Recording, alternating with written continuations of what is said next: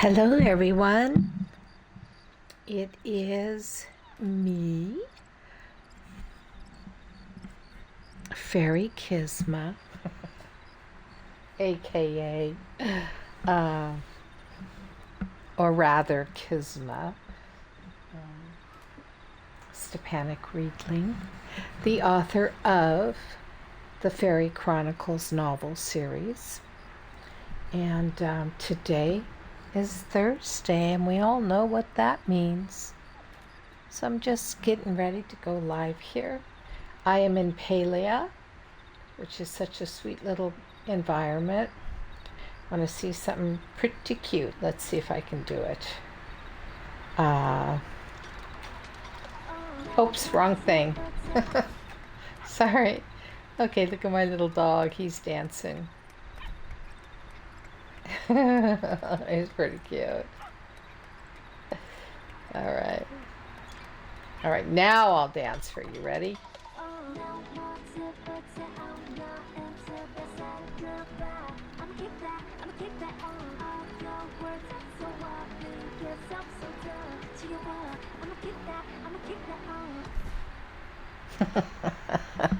Oh, we've got all kinds of funny little emotes and animations that we can do here in this game.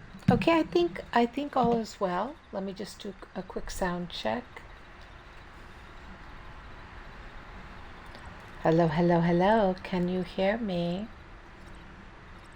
Hello, can you hear Yep, me? I can hear me.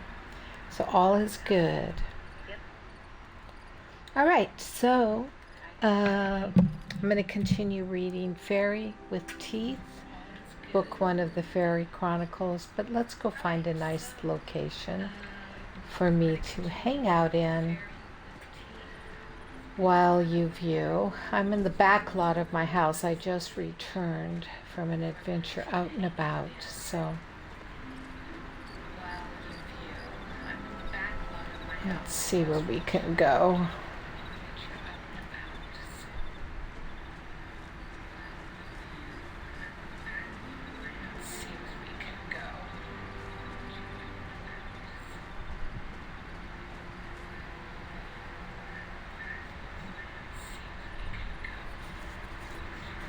Okay, let's just go in here and have a seat. We'll go into the spa. How's that? Let's just go in here and have a seat. Go into the spa. There we go.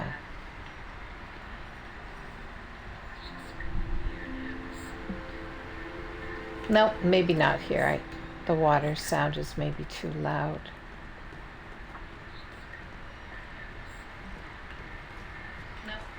Okay, we can sit out here.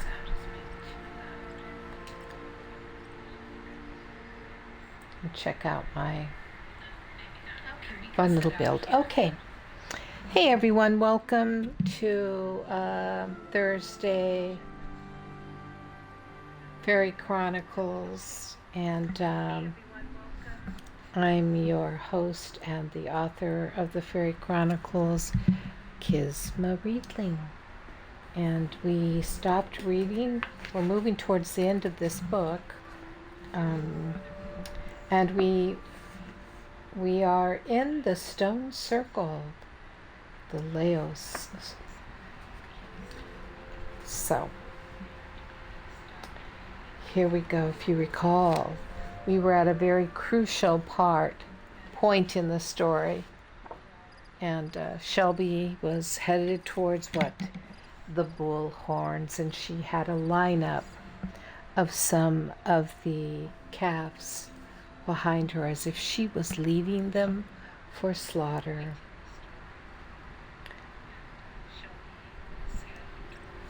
Let's see.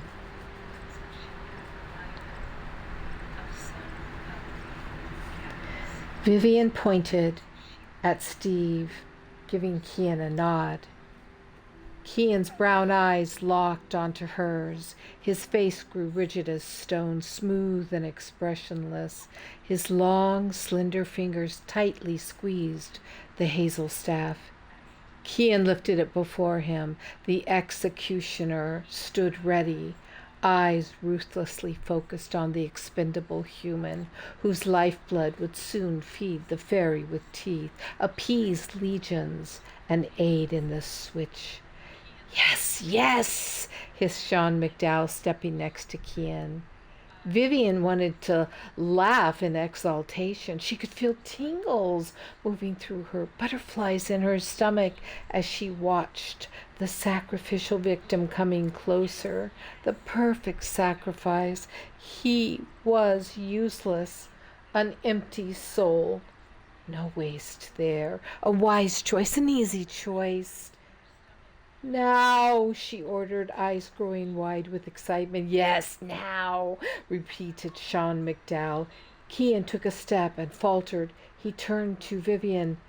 Now, hissed the sorcerer. Angry, Vivian whipped around facing Cian, their eyes locking, the anger dissolving as she looked in his eyes, as she studied the rigid face, watching as Cian gave his full attention back to Steve. Now, Sean McDowell demanded. From deep inside herself, Vivian heard a syllable form and rise into her consciousness. She felt it spring to life. Feel her mind, her senses raw with its reality. She gasped, jerking her head from Cian to Steve, then back to Cian, realizing the horror, the reality of what was being exacted.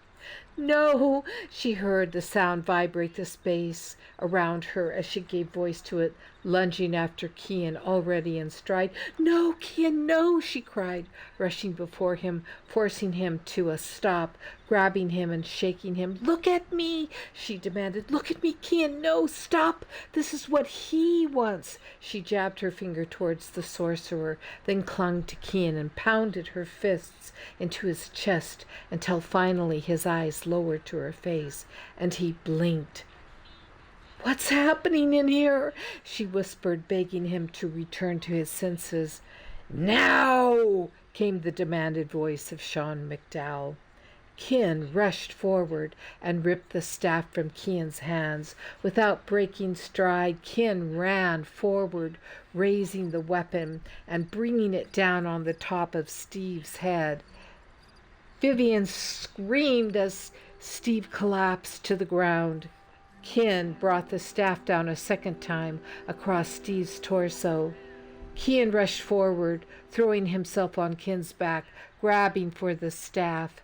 Cian threw him off, clutched the staff with both hands, and turned. Stop! Stop! Vivian screamed again.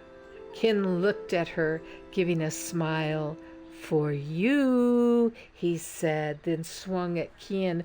God, no! Vivian gasped, jerking around, looking to the others, searching for help, but finding none. She only saw their backs as each stood facing a stone, hands on it, oblivious to what was happening. Each person was trapped in a web, a trance, unknown capacity. As hands continued to smooth over the stones, their energy flowed into the howlers, feeding the dark powers, the evil of legions. Unbeknownst to the pilgrims, they were aiding Sean McDowell in his work. Cian ducked, escaping the blow, and rushed forward, knocking Cian off his feet. Cian hit the ground hard and lost hold of the staff. It lay on the ground. Vivian moved for it, but stumbled, coming to her knees. She crawled the rest of the way, reaching the staff just as Cian tackled Cian and pinned him down. Cian lay still, with eyes closed. Silence hung over the circle. The twilight sky shifted into charcoal gray. A howling wind blew through the treetops. The pilgrims were still standing before stones, now devoid of the fanged creatures. Sean McDowell was nowhere to be seen. Cian moved onto his knees. Steve sat up in the grass, rubbing his head, and looked around perplexed. Cian pushed himself off Kin and moved to Vivian's side. She held out the staff. Cian looked at it, hesitated, then took it from her. "I'm sorry," she whispered, searching his face, searching his eyes as he helped her to her feet. "Are you okay, man?" Cian asked, turning to Steve. "I guess I fell or something," Steve mumbled, rising to his feet. He looked at the two. "Maybe I fainted? Did I faint?" he asked, then added, "You know, I've been known to faint." He glanced at Ken.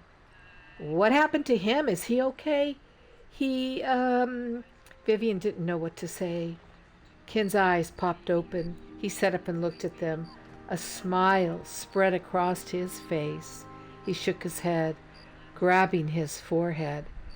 "Man, I had a crazy meditation," Ken exclaimed. "I fainted," said Steve. "Wow, this place is something," added Ken, snickering. "Quite the power, eh, Vivian?" he whispered to her as she bent over to help him to his feet. Vivian stiffened. "What?" she asked, sure she had heard the voice of Sean McDowell. Ken grinned at Vivian and winked. Then he intentionally turned his back on her as he turned to Steve, ignoring Vivian's inquiry. "Fainted, eh?" Ken said and clamped a hand down on Steve's shoulder. "That's what happened, is it?" He led the man off. "We're out of here," Vivian said to Ken through gritted teeth. "We're out of here," she said again as the words became lost in a sob. She turned and ran from the circle, ran without looking back. Ken's voice trailed after her. "Okay, people, let's get out of here before it's completely dark."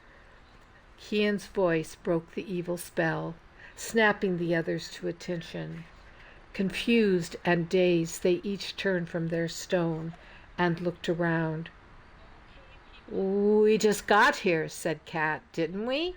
She glanced at Rose and Mark, who simply shrugged in response. Ellen and Marcella saw their husbands and obediently went to join them. The couples headed for the opening between the two western stones. Donna stared at the Renacrom Dove stone before turning to go. She had seen it all. Carla shivered and looked around for Vivian. Seeing only Cian, she headed for him. "Where's Vivian?" she asked as they met at the earthen mound where Shelby waited. "She went back to the bus," Cian answered. Back to the bus?" Carla asked, dumbfounded. "Yeah," Cian eyed Shelby, who looked up and smiled. "Do you realize where you were going?" he asked her. Shelby shook her head. "You were going Widdershins, counterclockwise. That's why I made you turn around and go the other way. Do you know why that was so important?" Shelby cocked her head to the side, brows furrowing, and a blank look on her face. She didn't have a clue what he was talking about. Cian took a deep breath, letting it out slowly, struggling to hide the mounting anger that had nothing to do with her. Carla looked from woman to man, then to the interior of the circle. She'd missed something. Again. Had been left out. She clenched her jaws shut. "It doesn't matter," said Cian, shaking his head. "Look, you two go onto the bus now. I need to do something here before we leave." He waited until the two women moved down the earthen mound before he allowed himself to turn back to the circle. It was now empty. There was no sign of Sean McDowell and no calves either. Faery Chronicle entry 2.555.3. Cian did not see the hosts gathered around the perimeter of the great stone circle either. Our sparkling energy had been quelled the instant Banba had slipped into the evil, the instant she had invited the sacrifice. What more could we do but continue to watch and witness until the mortals actually departed? A dreadful silence permeated the air. The energy hung thick and heavy. A rough breeze shot across the sight, angry and growling. Cian pushed the hair from his eyes and weighed the hazel staff in his other hand. He had let Vivian down. He had not protected her. The distant echo of her malicious order whispered through his mind.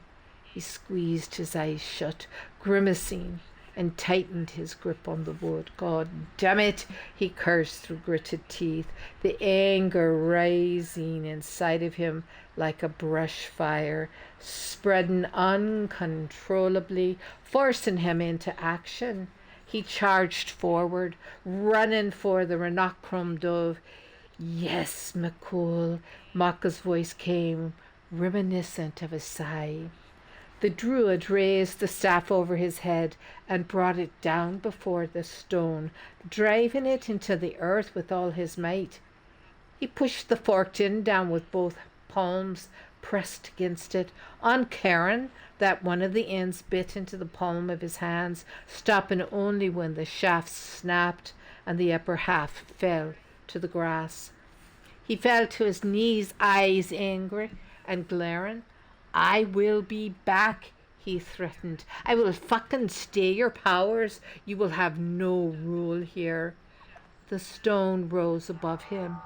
The uneven surface naturally created the illusion of the face of an ancient man, thick eyebrows over dark eyes, an elongated nose, thin lips surrounded by full beard.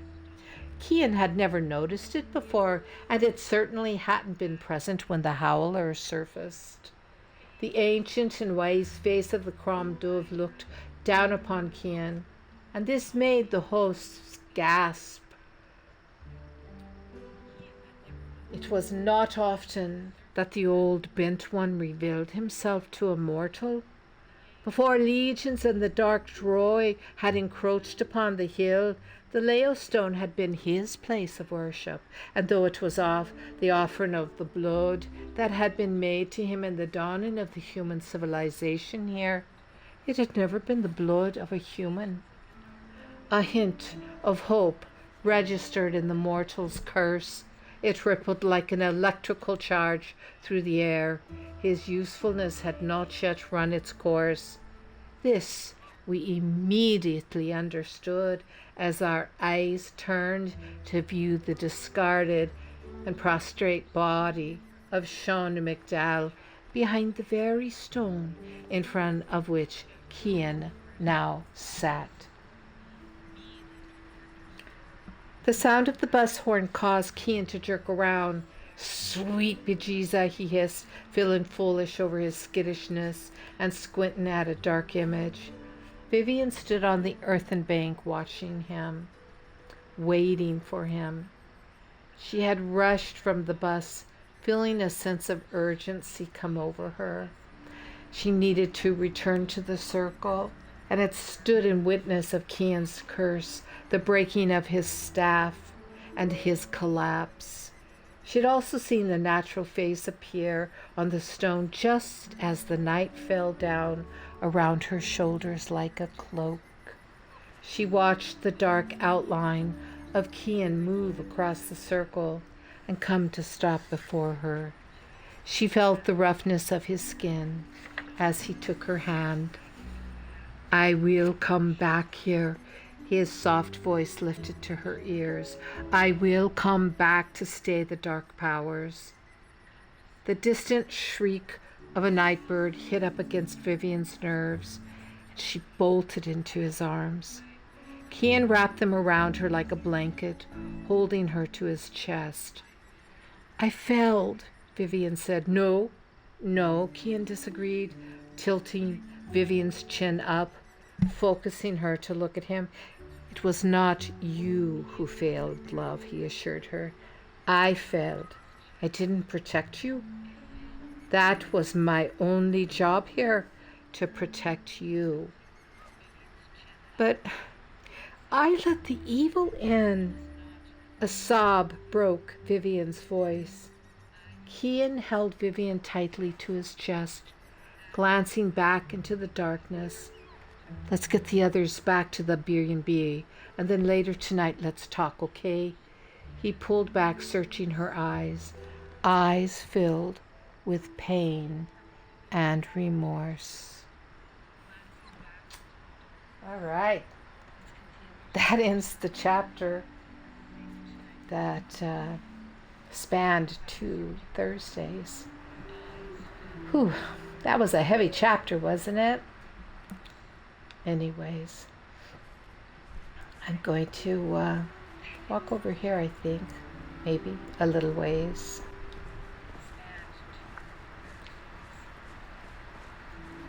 Maybe I'll come to sit in here.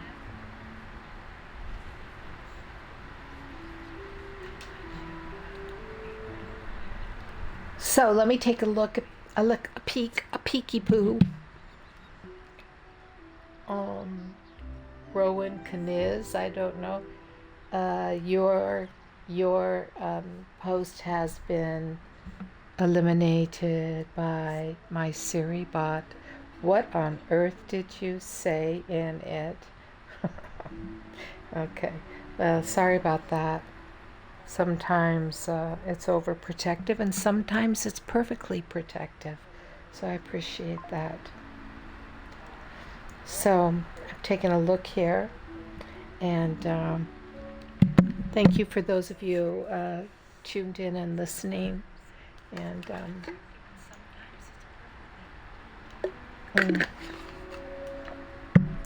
summer, of course, is in full swing for those of us who live in the northern hemisphere, and California, Southern California, has been in a bit of a heat wave with high humidity. And so I live at the beach, of course, and I don't have air conditioning. I have little fans going on. So if you hear a fan every now and then in the microphone, it's just because it's oscillating towards me and getting caught in the sound. But I have a pretty good muffler, so anyways. All right. I am going to continue. And I'm continuing with the next chapter, which is on page 311. I can't do this anymore. The room was dark. The only light came from the front porch outside, a muted yellow that seeped through the window. Vivian leaned over, searching for the light switch, found it, and almost knocked the lamp off the bedside table. It was 11 o'clock. She'd been asleep for over an hour.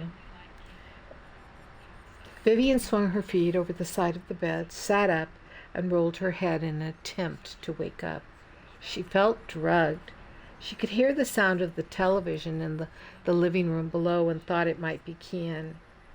Remembering that they were supposed to meet, Vivian got up and ran a brush through her tangled hair, then peered in the mirror. She looked like death warmed over. She gave each cheek a pinch to bring the color back into her face, then gently passed a finger over the dark circles under each eye. She studied her green eyes, the pink tint covering the whites, the red rims. God, she was a sight. 1 day left, only 1 day before she would leave. Thoughts of Justin and Shane brought a smile to her face. How good it would be to see both of them, to be back home and away from all this craziness, away from Kian. Besides, could she really say that the strong emotion she felt for Kian was really love? Hadn't years of occult study taught her that this emotion, this tantric-like pool, had to exist if a man and a woman were to succeed at working magic as a couple, as a priestess and priest, a fairy, or any form of magic, really, for that matter. So did that make it love? Theirs was definitely a karmic relationship. Vivian held no doubt about that, whether that implied a past life together or some other cosmic tie was the missing piece. How many times had she thought of him as Makul? Makul, the mythological husband to Banba. Was she really Banba incarnate? The face in the mirror scowled back at her. I don't believe in that stuff, she hissed. I hate when other people say they are some famous person reincarnated. Although outside of Ireland, Banba was certainly not considered a famous person. Was it possible then that she was somehow linked to the ancient spirit of Banba, that she was simply a mortal woman who had the ability to tap into that ancient essence, align with it, call the sleeper soul of Banba awake? This thought gave her pause. What about Carla? Carla, now a stranger, a woman obsessed with destroying any relationship Vivian had with another person? Vivian felt a sense of loss, for she knew that her relationship with Carla would never be the same. Any sense of trust had vanished. The idea of Carla being Fotla also vanished. Carla did not possess the innate ability to awaken the spirit of Fotla, and Joe certainly was not Maquette, the mythological husband of Fotla. Maybe a leprechaun, but certainly not a god. This thought made Vivian laugh.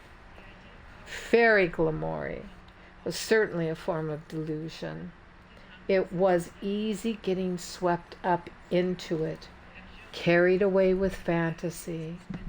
With this, though, Vivian felt a shiver run up her back and whipped around, facing the empty little room. She was alone.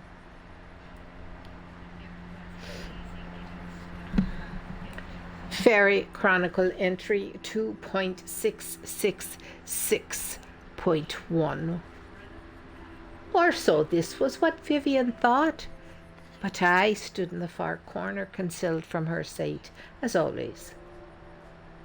Okay, she said, you are real.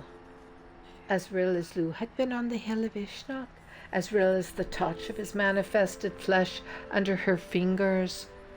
Lou, for all her desire to suddenly flee Ireland and go back to the comfort of her family and home, Vivian knew something lay hidden beneath the surface of her physical world, something that was calling to her, beckoning her to come to it, to give something of herself.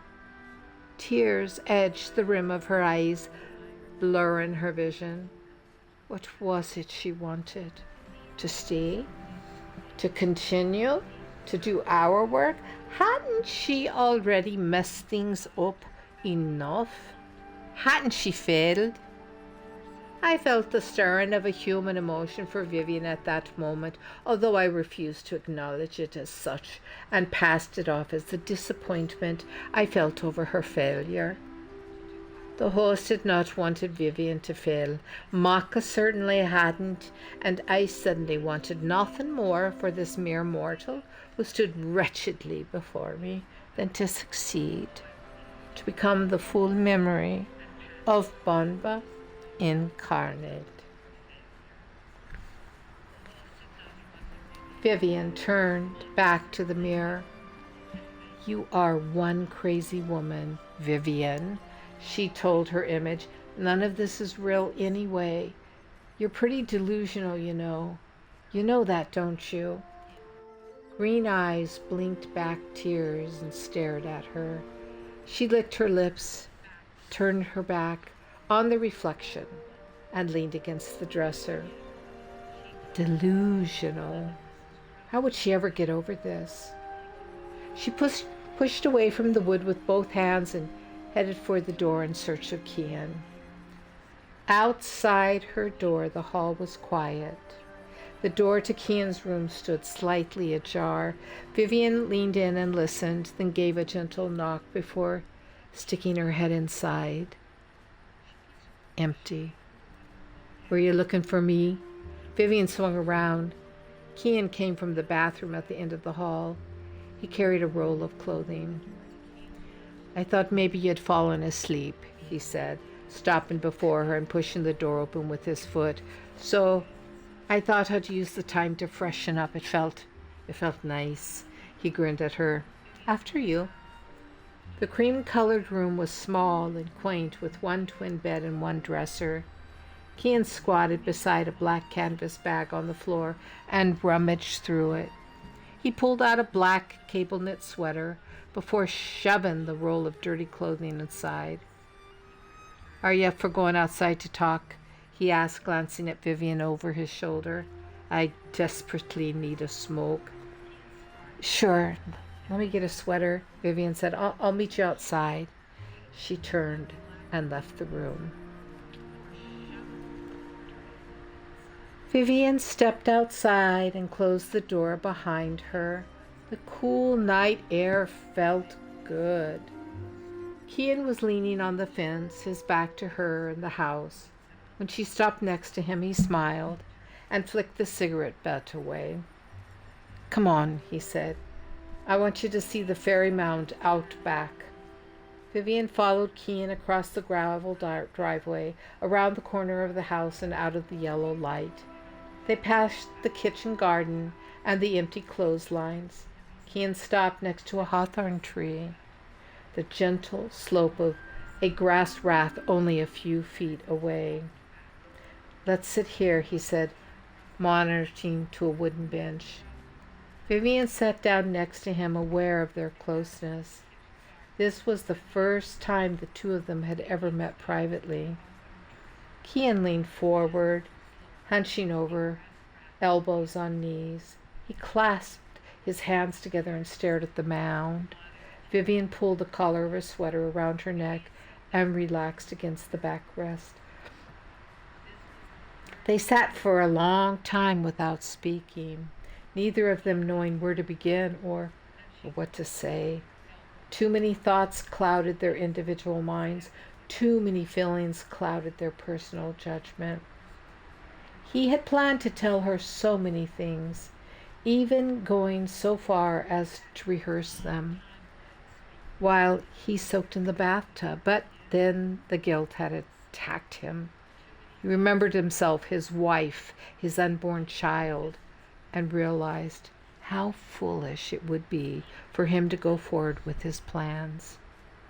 When her words came out, quiet words, they broadsided him, knocked him off balance, forced him to swallow and clench his fingers around his thumbs. Kian, Vivian said softly, you can't be afraid of me. Please don't be afraid. He looked at her, his shoulders slumped forward in defeat. Her eyes searched his.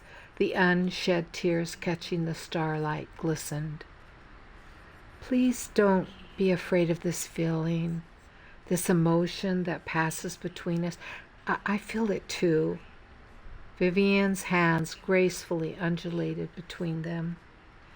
It's okay to feel this way, she said, letting a hand tentatively touch his shoulder before falling to rest in her own lap. This emotion is crucial for our work. Besides, she paused, looking down at her idle hands, it's important. I need it, she added quietly, omitting to do the work I know I'm called to do. Blimey, Vivian, Kian stuttered. I've been so worried about it. He drifted off, turning his head back toward the mound. Vivian studied Kian's profile, the straight nose and the tiny wisps of hair that curled on his forehead, the way his long fingers smoothed the patch of hair on his chin. His eyes looked dark and serious, worried-looking. After a short pause, he finally spoke.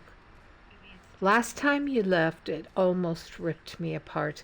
Nothing seemed right. I counted the days until your return, and the closer it got, the more torn up inside I felt.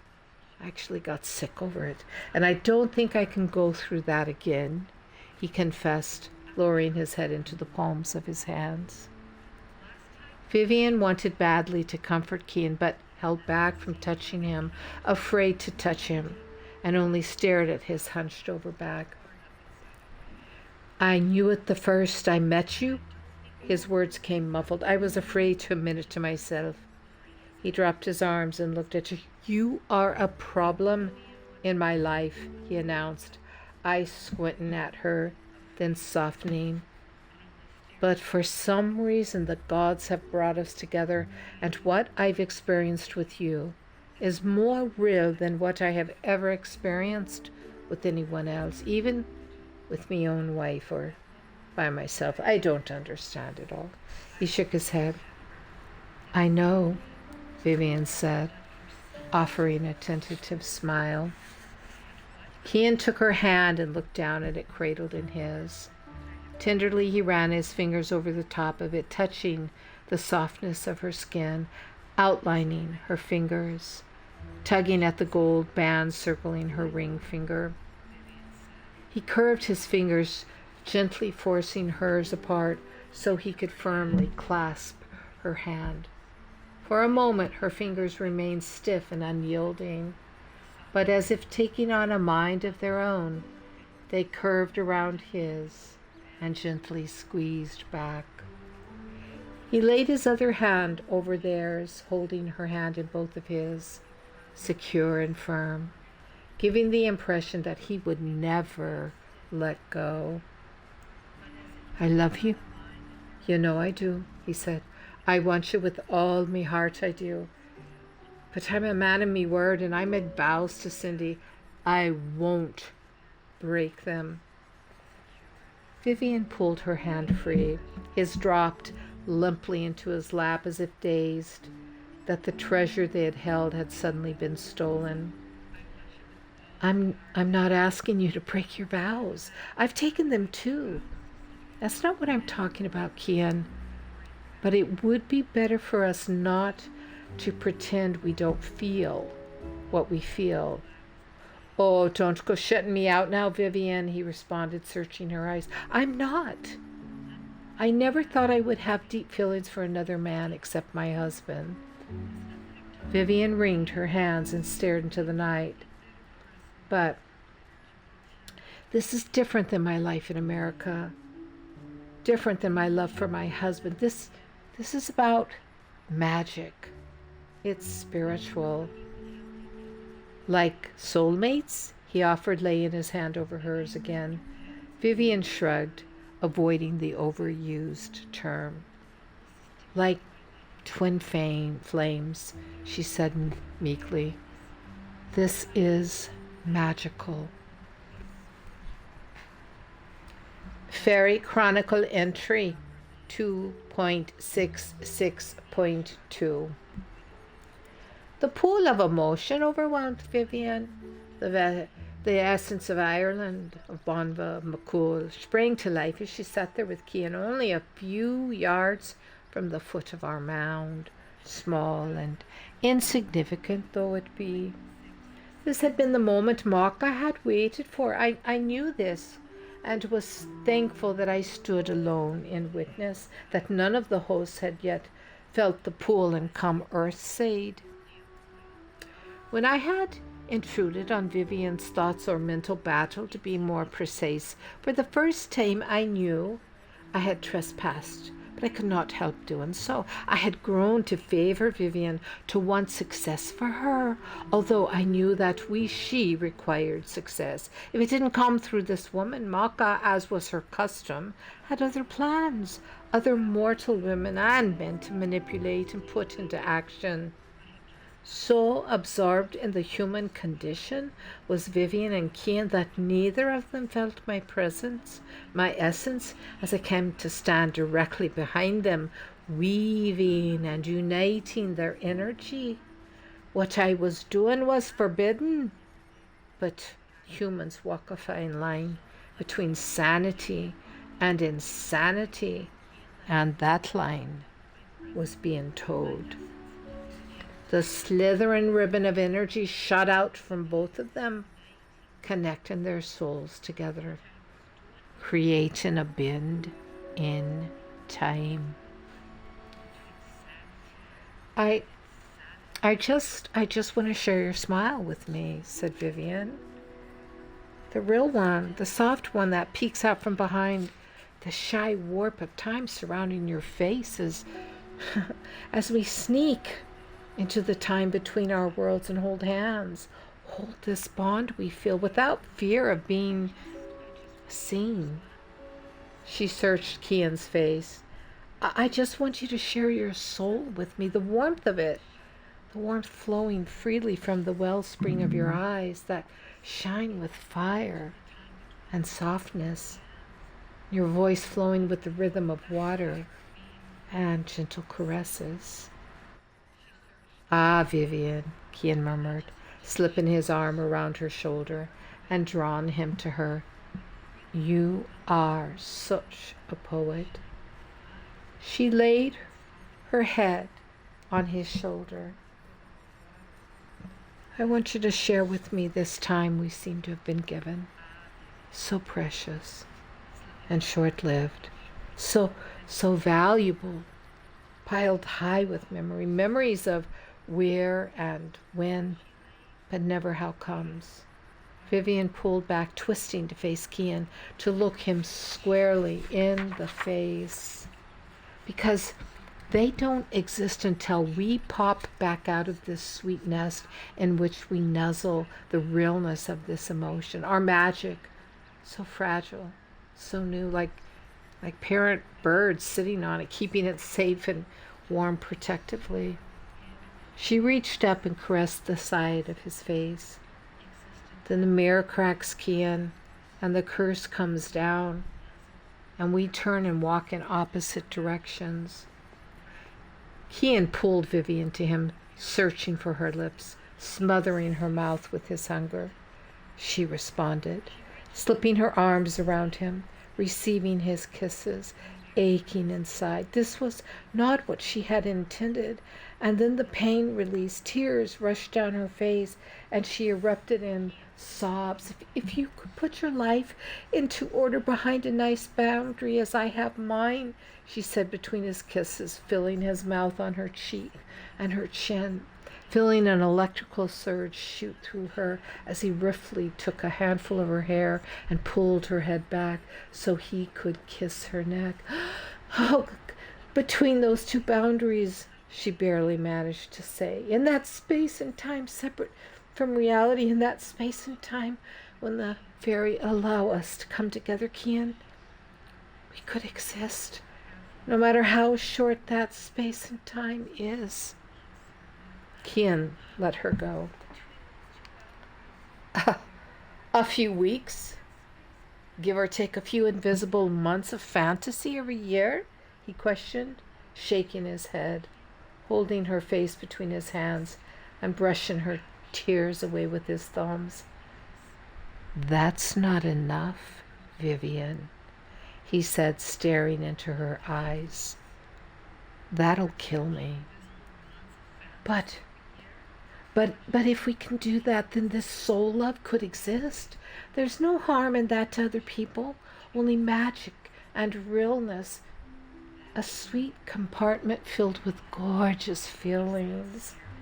She grabbed both of his wrists and pulled his hands away from her face. Put aside your fear of it, Kian, of me, of this tantric pool. It's okay if it's too close or too real, but don't let it be over. Don't let it consume us. Put aside your fear. Kian pulled away and wrapped his arms around his midriff, turning from her. Vivian stood to leave. Look, he said, reaching for her hand and standing up with her. Kian grabbed Vivian by the shoulders and turned her to face him. When she wouldn't look at him, he lifted her chin with his hand and waited until her eyes fixed on him. You don't know what you do to me when you give me that green-eyed glare, he said, a tender smile on his face. He touched her cheek and ran his thumb gently down the side of her face, coming to rest on her lips. I don't know what to do with this, he said. I know I feel it, and it isn't going to go away. It's that strong, but I won't break my vows. Vivian sighed and tried to pull away. Don't, he said, holding her. Hear me out. I pride myself in being a man of my word. Fine, I believe you, but I'm not asking you to break any vows, Vivian said. Cian clicked his tongue in frustration and pulled Vivian into his arms. He rested his chin on the top of her head. Ah, love, don't give me the trembling bottom lip, he said softly. Let me finish. Cian stepped back, running his hands down her arms until he slipped them both in her hands. He bent his head so he could see her eyes. I will make a sacred vow to you this day, that you are the only woman who I'll have a sacred relationship with. But we can never consummate this relationship, no matter how bad I want to, he added, glancing away. Because if we do, it will be the end of... Vivian watched Cian, waiting for him to finish his sentence. But Cian didn't, because he wasn't sure what would be ended if they ever did what he said they couldn't do, and that made him uneasy. What happened in the Grange is beyond my understanding, he said, allowing it to distract him from his feelings, his uncertainty. He shot her a weary smile. But I also vow to you this day that after you leave, I will get me back to the Grange and stay the powers there. I'll bring back a bunch of iron nails and slam them into the earth around the exterior of the stones at their base, so that whatever is inside of that circle will never be free to cross over again.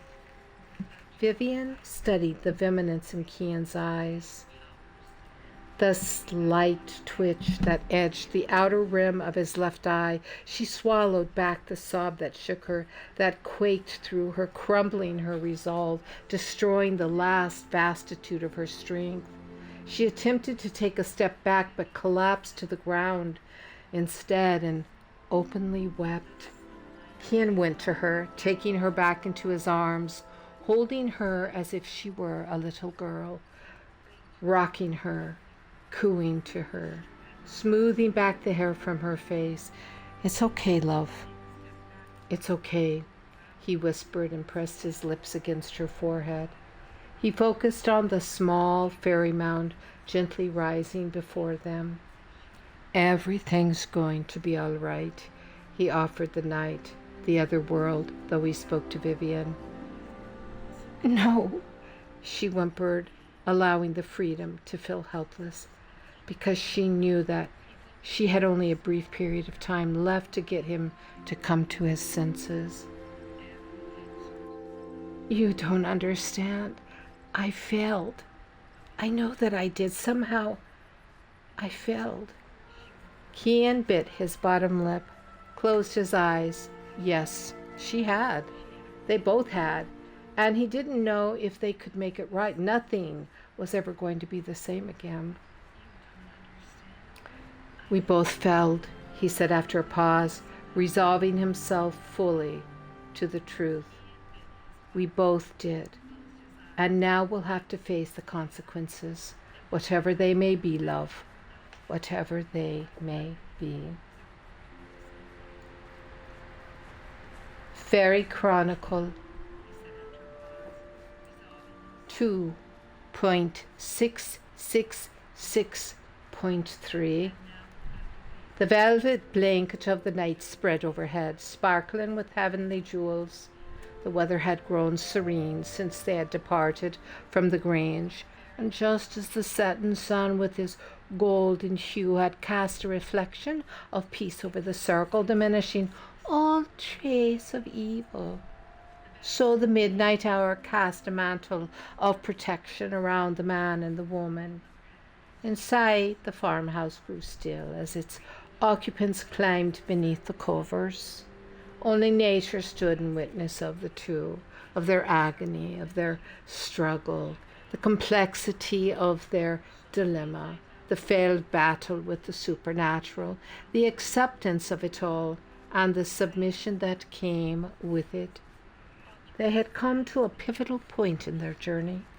The only path to take was the one already spread before them, or so it seemed. For Vivian, it was to bring the pilgrimage to an end and return to her own life.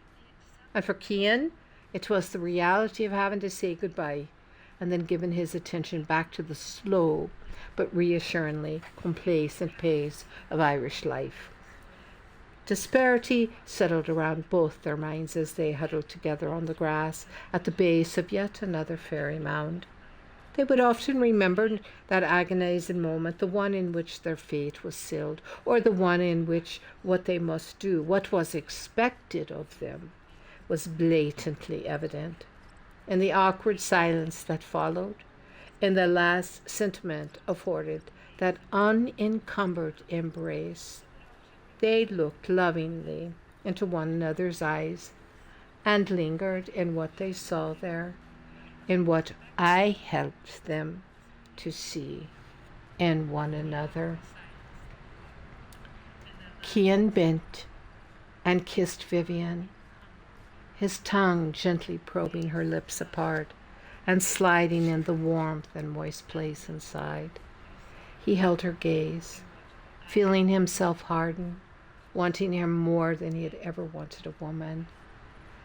Cian, stop, Vivian said, pulling her head back. He cocked his head to one side, confusing, clouding his countenance. This essence of love can't be confused for sex, she said. That's the truth I've come to realize. Sex? Love is love, Vivian. No, that's not true. Cian let go his embrace of her, looking up to the heavens and struggling for breath. I didn't know you would come, he stammered. I would never have married Cindy, never got her pregnant. His brown eyes implored Vivian. I can't leave her now, not with the baby coming. Vivian shook her head. No, she said, of course not. I'm not asking you to do that. She reached out and touched his face. Cian, I never said I wanted to leave my husband or my child to move to Ireland and have a mundane relationship with you. Cian's jaw clenched. Rigidity settled in his body. Hardness came over his eyes. He jerked his face away from her hand. I don't know what you people do in America, he said, but here in Ireland, we don't fool around. We honor our vows. Oh, God. Vivian clasped her hands together, resting them in her lap. Cian, don't. Don't what, Vivian, he growled, standing. All I hear coming from you is talk of an affair. What? I can't do this anymore, he snapped. I never said I loved you. That's all yours. But this is over. You'll have to find another Irish guide. Vivian watched Cian storm back to the house. Silent tears washed down her face. Wow. Well, there it is. So, I'm not going to start another chapter. I'm ending at page 323. And we're getting very close to the end of this book. I'm thinking 2 more weeks and we're done. So,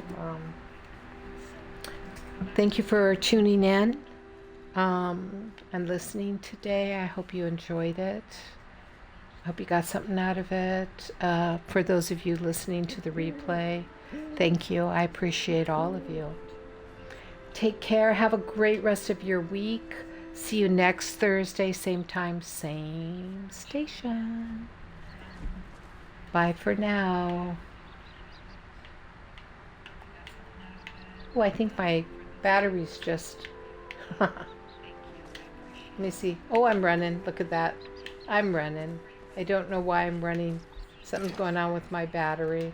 Oh, yeah. This is awkward. All right, let's see if I can get out of here. Thanks for tuning in, you guys. Bye for now.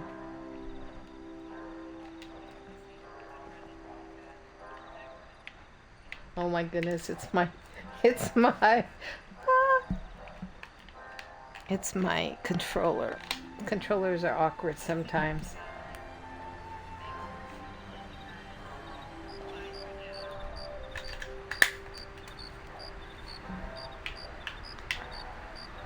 Wow, it just doesn't. There we go. There we go.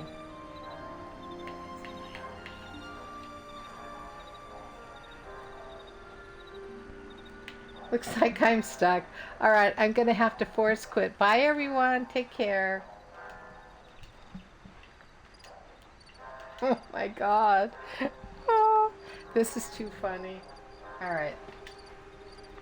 I'm in the corner. Oh my God, it's like, what's that movie, Blair Witch, where they're standing in the corner. All right, let me,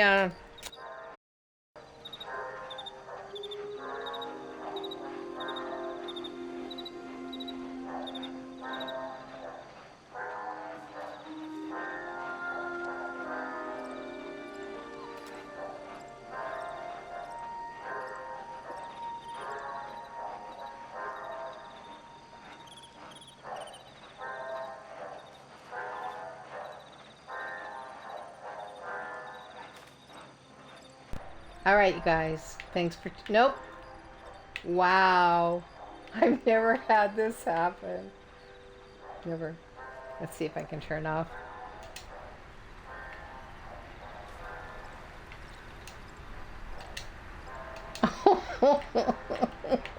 This is kind of creepy. This is really creepy. Oh my God, the fairy are definitely having a playground with us today. Okay, let me get some real batteries out. I just moved them around, so hold on a sec.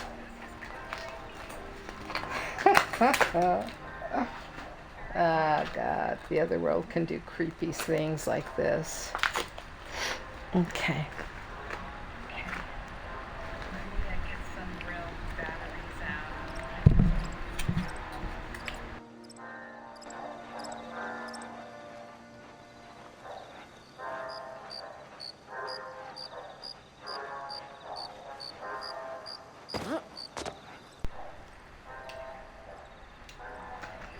Oh my God, you guys, I don't know what to do.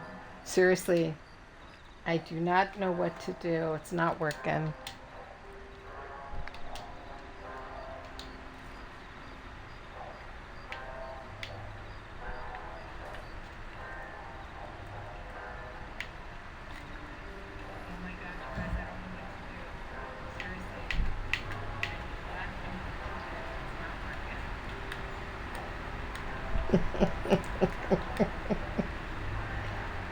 All right. Shit.